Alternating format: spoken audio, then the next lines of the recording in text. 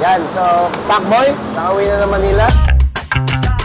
Yan, garating lang. Bakit parang dito ako? Ba't parang late ka na ba? Ano nangyari dito? Pinuwersa mo to eh. Boss, na-pwersa ko to kasi nga alam mo naman, puro mga 1,000cc ang dala nila. So lagi ako nag-ahabol. Okay. Ngayon, napwersa ko siya ng tumatakbo ko ng 220. Oh, nakita kita eh. Kung tumatakbo ko 230, malapit ka lang sa akin eh. Oo, nag-ahabol ako. Kasi nga ayaw ko maiwan dahil lagi akong walang mapa. Ayun nga, kakahabol natin, kakapwersa natin. Nalaglagan ako ng Patay. Laglagan ka ng engine bolt. nalagyan ng engine bolt. Ito yun. Ano sa tingin mo source niyan? Ito? Oo. Alam mo sino source niyan? Sino? Hindi. Ano to, malabang ko, ano to? Yung air filter natin, palitin na. Kasi boss, siyempre, kapag alam mo naman pagka sobrang tuloy na, yung vibrate niya, sobrang lakas. Saka napansin ko, parang kailangan palitan ng exhaust nito. Kailangan dito palitan ng mas malaki. Mas malaking Oo, exhaust. pag sa mga ganong long ride, nakita ko eh. Pagdating natin ng 180, 160, persado na eh. Versado na. Di bale, ayusin natin. Ako na rin bala sa loob. May gagawin akong magic dyan. Magkakaroon tayo extra power. Para next ride, alam ko na. Nakaka-excite naman yan. Tapos boss, ito pala. At yung reklamo mo sa Manibela. Nagkaroon ako ng problema dito. Alam mo yung pag nangangabayo ka, Juan? Ganyan na rin siya. Ito, napansin ko agad. Oh. Tingnan nyo to ha. Ayan o. Sumuka na. Bearing nga.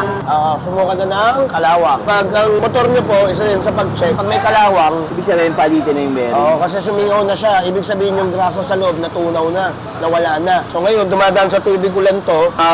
Ayan, pinasok na, kinalawang na. Kaya, yung manibela mo, Parang kabayo. So, yun ang lang pala gusto ko yun. pa i-check, baka yung knuckle bearing na rin, ka problema. Oo. Kasi yung mga kaldagan namin doon, nakita ko ito magmaneho. Diba? Siga magmaneho. Hindi siga, walang iya eh. Kasi ito, palitan na rin natin to. Ako natatakot sa kanya eh. Matibay. Matibay. Kaso hindi ko alam paano kung nag-ride uli kami ng 3 araw. O kaya 5 araw na sunod, baka maputol eh. Di ba naputol na to? Oo, pero ito kasi, nahingi ko to kay Louie. Hingi ko kay Louie. Palitan natin ng pang CB talaga. Footpeg, kukulayan natin. Tapos, ang alam mo maganda dyan, boss, parehas na yan Michelin. Oo nga eh. Naka-road 6 yan, boss. Very good na to hanggang next ride. Ito, ayusin natin to. Pero hindi lost ride, di ba? Hindi lost ready kasi naigpitan pa namin last time. Kaso lang, kapag tumatakbo nga ako ng mabilis na, doon na siya na lumalakas yung vibrate. Pero ano yun, replacement bolt na to, di ba? Palagay ko maiksi yung bolt na nilagay dyan. Or, ang nakakatakot, pudpud na yung ipin sa loob. Ala, pudpud na daw yung ipin, guys. Vibration yun. Vibration wala. Tapos sa tingin mo, eraser natin, tataas natin manibela. Pwede ba yun? Kita eh. Sa Sanchez Mira, di ba mabayo? Kita ko siya nangangabayo, nahihirapan ako sa balakang mo eh. Okay naman din sa akin. Taas natin, pang long ride na. May tumawag. Ay po. Ala! Sagutin mo na. Hello? Ala, ang tuloy ng CV niya, 2 silinyador. Pag sumagat ka rin na may isa pa, wala na eh. Hindi, laruan ko kasi yan minsan. Pagka inaantok na ako, kinaganyan-ganyan ko yan. Ano to? Napudpud na? Wala na, dulas na. Dulas, no? Spark plug, papalitan ko na yan. So nakita nyo naman kung gaano ka hands-on pagdating sa motor, ang 01 Moto. Yan naman, yung bag pa mismo ako maasikaso. Tank bag, nakita kita sa tail bag mo, hirap na hirap ka. Ito yung gaganin siya, oh. Sapul-sapul yung bag eh. Pan! Pan! Kung yung bag nakakapagsalita, binugbog na to. Dito ka natutuwa eh, no? Oo. Ang tibay nitong gumawa nito. Tingnan nito ah. Pangbusina kasi yan, boss. Wala akong magawa eh. Namamori ako sa bahay. Hindi naglaro ako. Puro tagalawang kuliglig to ah. Ginawa mong pantra to ah. Matibay naman eh. Matibay na wala. Kaya na tayo Matibay ah. naman eh. Pangit lang talaga tignan. Ano yan, na-adjust kasi yan. Mali. Okay. Kadena tol, nakita ko, hindi ko lang sinabi sa inyo. Palitin na. Yun nga yung sinasabi ko Ang kanina. ginawa kong magic dyan last time, bago tayo malas, binawasan ko na ng 3 yan. 3. Para may sagad ko lang. Pero ready na ako dun eh. Sabi ko, pag ito napigtal dito, naka-ready na kami. Pero umabot, very good. Wala naman. Kasi nga, mabaga lang talaga ako magpatakbo. Sobrang hina ako na magpatakbo. Alam ni Boss Archan, di ba, Boss? Oo, nasa likod lang namin lagi. General, spark plug, baba, filter, palit kadena, sprocket, harap likod. Yung mga bolts, pa-check, nalalaglag lagi yung tornilyo. Preno, bearing, lahat, baba. Bearing, may tama ata. Sa ibabaw, di ko pa alam. Yung shock, tignan nyo kung may totono pa. Lalo na yung unahan, rebuild na to. Tingnan mo, wala na, ano. Hindi mo kasi dapat magagalaw ng isang kamay yan. Ang shock. Oo. Ito, nilulubog ko na ng isang kamay.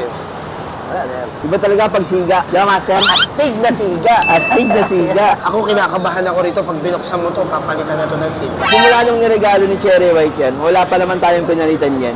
Relax lang eh. Ay, Ay, oo nga pala. Gusto ko, pogi ka! Oh, ayan oh, pogi mo. Para pareho tayo ng motor. Never in my life have I been more sure. Let's go. So come on up to me, closer. No, nobody's made me feel this way before. You're everything I want. Kaya siyempre, ano ang best friend ko yun? Best friend, regalo mo. Siyempre, abangan natin, pagbalik, hindi natin ko. Hindi, marami na to. Pati tensioner to, check ko kasi iba na yung tunog. Iba nga. Last time, di ba naipit to? Ano natin, tensioner. Pag tanggal mo, iba pa rin yung tunog, maingay na eh. Oo. Magaspang nga eh, di ba? Magaspang. Marami-rami tayong bubuksan dito. Di ba, Le? Walang bahala rin. Pero, Bisita tayo dun. Oh. May tahimik. Hey, Pop! Huli. Deliver ka. Usapan, pinag-uusapan namin. Ayusin yung parts na to eh. Oo, yun. Deliver, Gulat ako. Guys, si Pop Shock Attack. Shock. Yan. Pwede sa mga... Pag pag kailangan nyo ng mga suspension needs, mga pangtono, Yan. sila boss na. pati yung pati ito to, no? Nagkit na. Lahat yan. Ang gagawin natin dyan, gagrasahan lahat yan. Refresh grasa lahat. Lahat ng wiring, refresh grasa. Pero Kaya- bilib ako dito. Oo, di ba? Tested mo na din. Akala ko talaga susuka to eh. Pero hindi. Tumapos pa nga ako, umuwi na eh. Oo, matapos pa yan. Pero iba talaga Honda.